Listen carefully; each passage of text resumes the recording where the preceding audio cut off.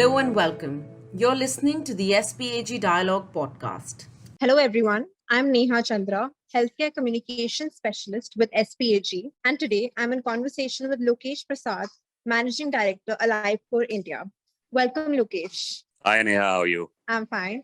So I'm just going to give a little insight into what AliveCore is. AliveCore is a medical device and artificial intelligence company that sells ECG hardware and software for consumer mobile devices. It is pioneering the creation of FDA-cleared machine learning techniques to enable proactive heart care and is recognized around the world for transforming cardiac care. So now just giving an insight on the topic today. When pandemic struck us, we were pushed into sudden confinement and we saw how the healthcare system was affected. Traveling for treatment was not a viable option. And in the midst of all this, we saw a conversation emerge on virtual consultation and remote monitoring. Now, the biggest impact we saw was on the management of cardiac patients in the hospital environment.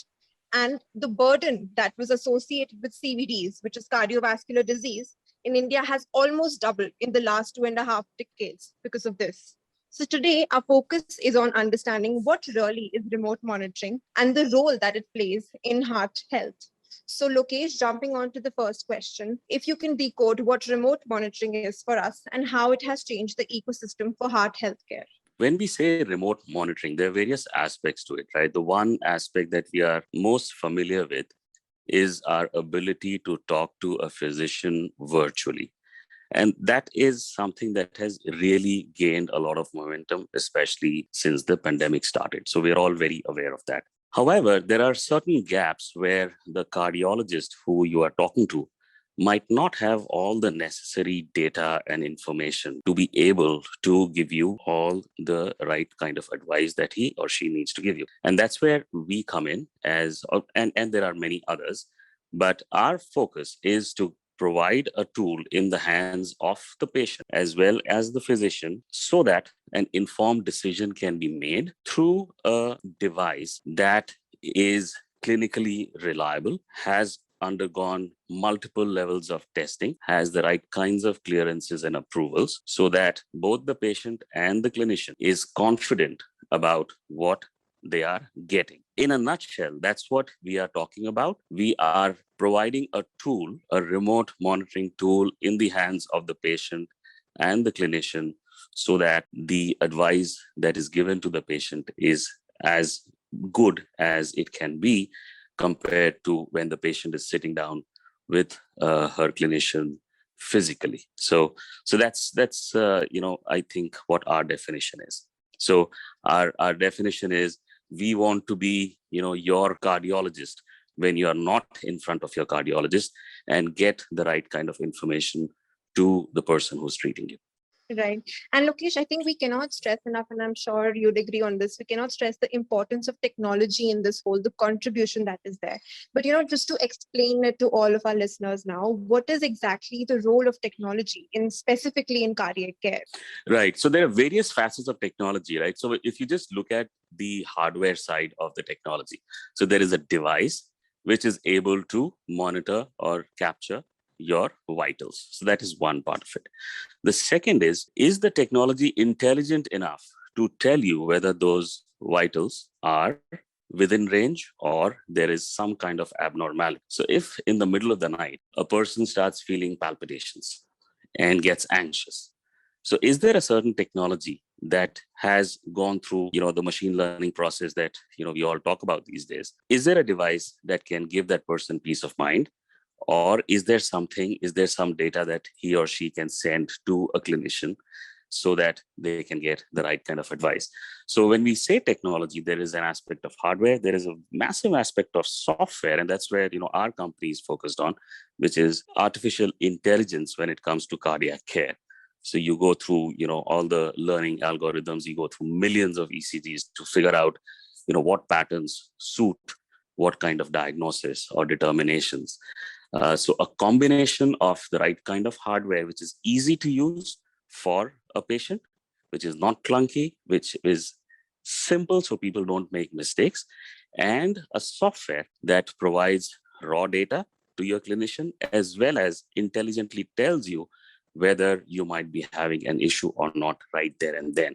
So a combination of these two is what we are focused on. And I think that's what the future is going to look like. All right. And what, in your opinion, is, how does all this actually play out in the larger dynamic of a connected world, as we so call, we say Internet of Things. So if you could just break down that term for us, and how does healthcare and heart care really play a role here? Right. So this is extremely important because, finally, physician looks at various sources of data.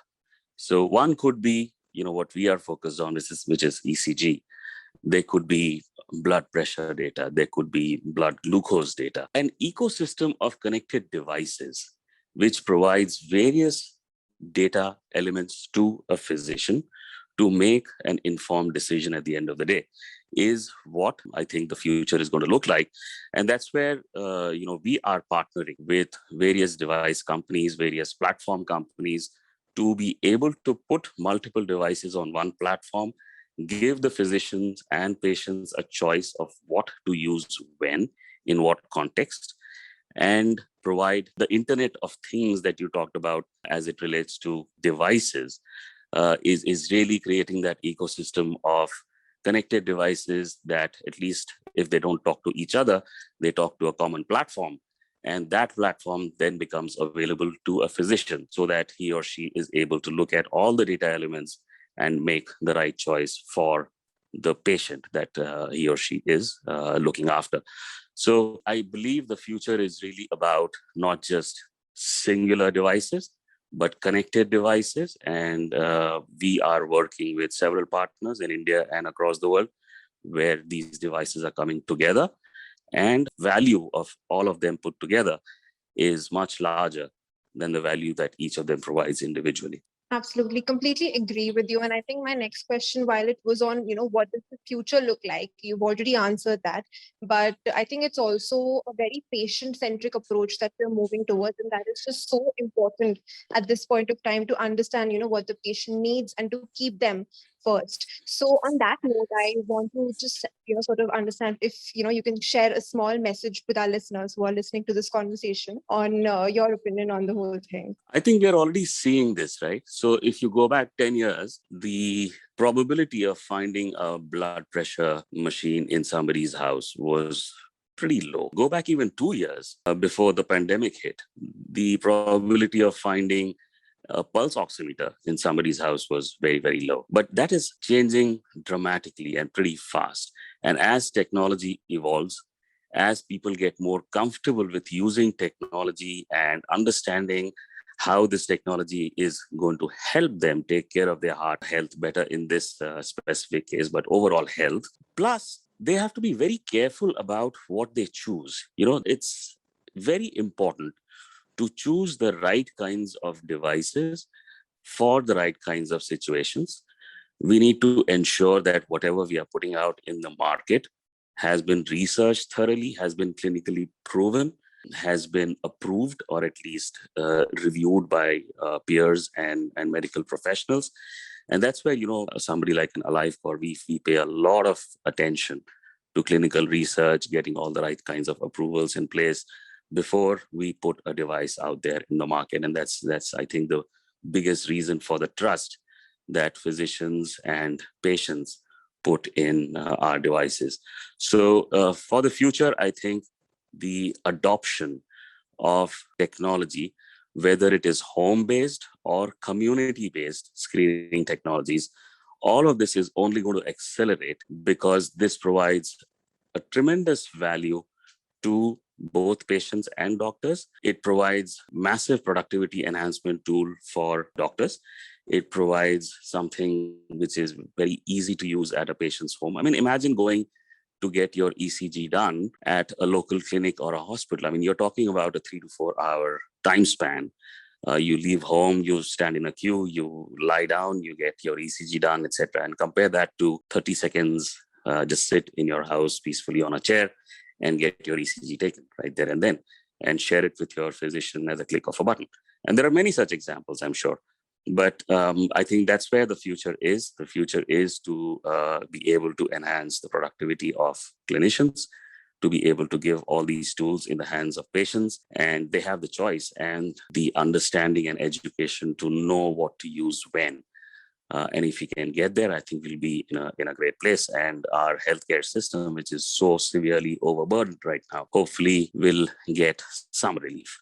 So that's what I think the future looks like. Thank you so much, Lokesh, for the valuable insights that you've shared with us today.